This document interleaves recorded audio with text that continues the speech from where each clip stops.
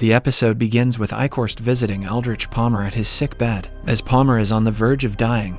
He pleads with Eichhorst to bring the master and turn him into a vampire, making him immortal. In the next scene, Satrakian, Ephraim, Nora, and Vasily return to the pawn shop after their failed attempt to kill the master. Zach is relieved to see his dad and doesn't tell him about leaving the shop to get Mrs. Martinez cigarettes. Later, Satrakian goes down to his room for rest where he takes some pills and talks to the vampire heart in a jar, asking it to give him strength to continue his battle. Meanwhile, Nora arrives in the room and is astonished to see a vampire heart preserved in a jar. She questions Satrakian about it, but he angrily refuses to answer her. Then we are taken back to Albania, 1967, where Satrakian has a wife, Miriam, whose leg is in a brace. Satrakian buys a horse to go to the castle on the hill to hunt the master. Before leaving, he assures his worried wife that he will be back by sundown after killing the master. Furthermore, he promises Miriam to adopt a boy and a girl like she has always wanted. After accomplishing victory, in the present, Vasily tries to pinpoint the possible spot for the vampire horde on a map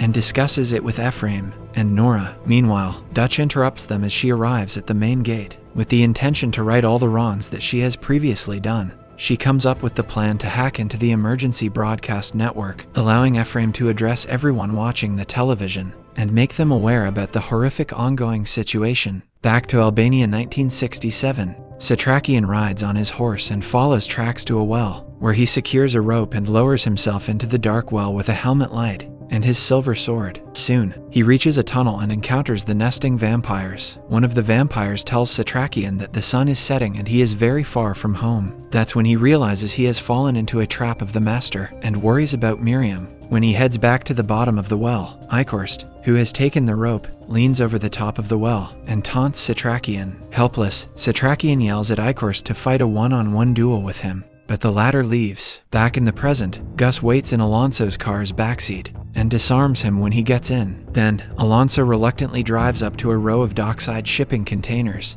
enters an office, opens his safe, and gives Gus a pile of guns. When a man arrives to deliver a bag to Alonso, Gus gets alarmed. However, Alonso informs the man that Gus handles logistics for him. After the man drops off the bag and leaves, Gus demands to see what's inside and discovers a lot of cash. Gus then wonders why the man would pay such a high price to ship in the containers. Later, Gus marches Alonso to the shipping container and blasts off the lock. A swarm of ravenous vampires spills out of the container and begins to attack the duo. Immediately, Gus gives Alonso a gun, but the latter shoots at him instead. The vampires then follow Alonso. After a while, when Gus is out of bullets, he snatches Alonso's gun and shoots at the vampires. Just then, an enigmatic group of paratrooper vampires arrive and kill the entire swarm of vampires in the shipping container. Then the leader of the paratrooper vampire drags Gus with him. In the following scene, Satrakian apologizes to Ephraim, Nora, and Vasily for reacting impulsively with rage inside the tunnel to kill the master. Furthermore, he explains his history hunting vampires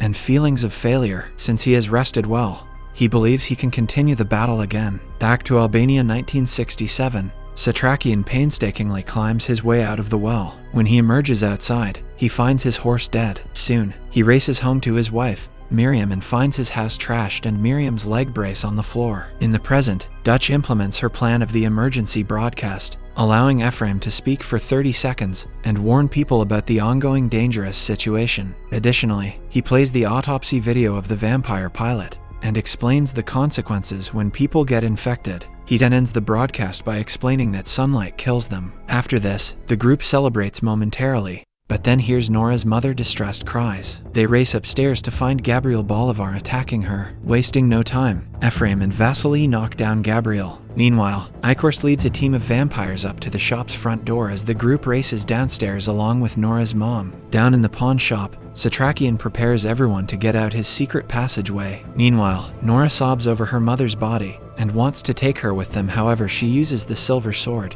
and beheads her mother in agony in order to stop her from turning into a vampire. This moment reminds Satrakian of the time when he beheaded his wife, Miriam, who turned into a vampire and came back home holding the hands of 2 kids. Later, he cuts open her chest and takes out her still beating, worm-filled heart, the same which he has been hiding in his room inside a jar. In the next scene, Eichhorst and his minions break into the basement just as Satrakian escapes through his secret passageway following his associates. At the Stoneheart group, the master finally comes to see Palmer and gives him a few drops of his white blood to drink. Later, when Fitzwilliam comes to check on Palmer, he finds him rejuvenated and laughing with joy in the rain on his balcony. Following this, Palmer and Fitzwilliam arrive at Satrakian's pawn shop, where Palmer asks Fitzwilliam to box up all of Satrakian's research along with Miriam's vampire heart and drop them at his residence. Meanwhile, Eichhorst arrives and becomes happy to see the rejuvenated Palmer. Although Palmer feels great, he wonders when he will turn into a vampire, to which Eichhorst clarifies that the master gave Palmer good health,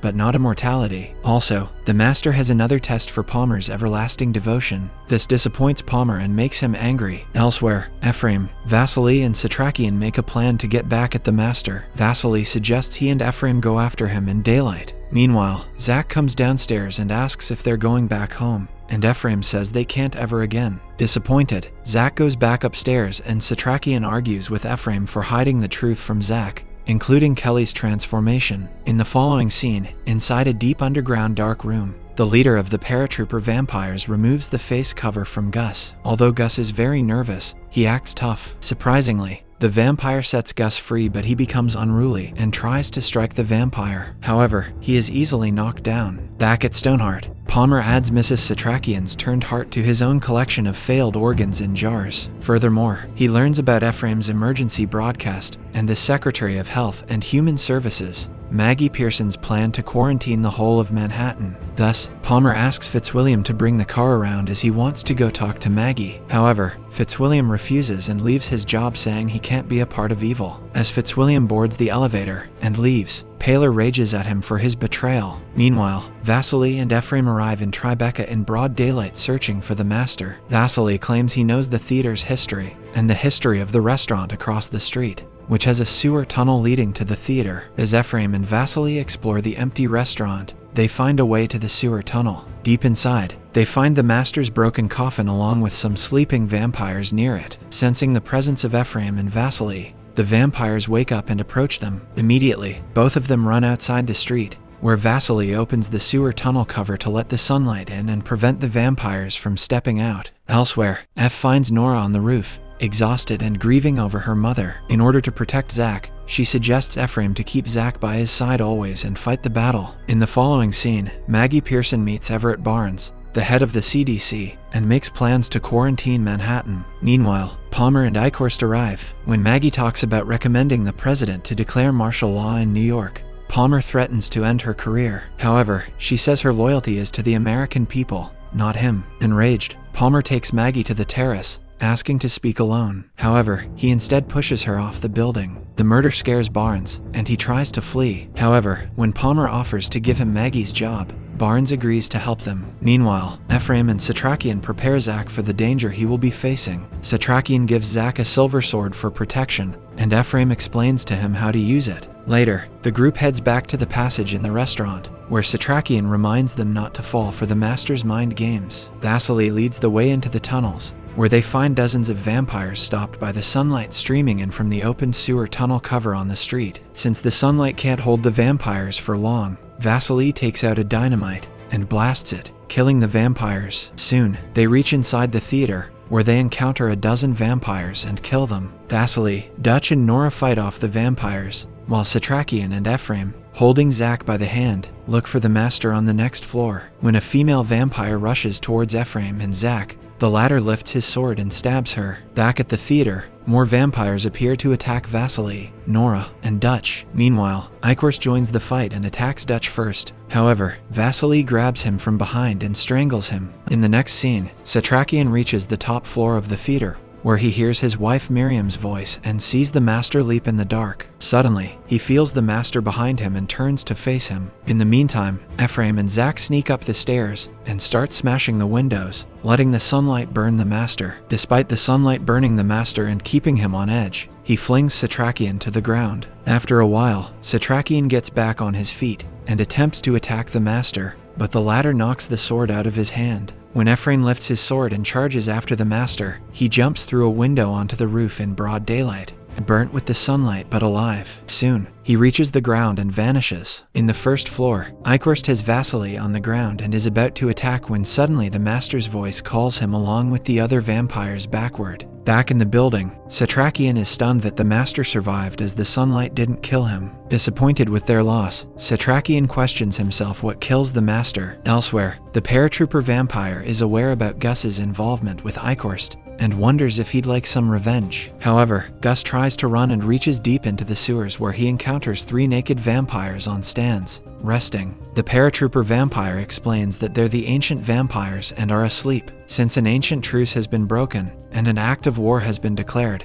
The good vampire says they need a human soldier who can move freely in the daylight and use the power of the sun to massacre the evil vampires. In the following scene, Satrakian and the group decide to go to Vasily's apartment. On their way, Zach has trouble breathing, so they head to Kelly's house first to get Zach's extra inhalers. After a while, Zach and Ephraim reach the house. Ephraim gets the inhalers while Zach goes to get a family photo album. Soon, Ephraim realizes that Zach faked wheezing just to get the album, since Ephraim earlier said they were never coming back home. While heading their way to the truck, they see Kelly outside the door calling Zach, but Ephraim holds him back, saying it's not her anymore. With a heavy heart, he then shoots at Kelly. However, she is only wounded and escapes the scene. When the rest of the group enter inside the house, Satrakian informs them that the master will use Kelly and her love for Zach against them. Hearing this, Ephraim gets a drink for himself from the cupboard. Later, they drive to Vasily's place, watching the blazing wreckage of Manhattan on their way. Subscribe to see more videos like this, turn on the notifications, and leave a like to help the channel grow. Don't forget to watch part 5. Thanks for watching.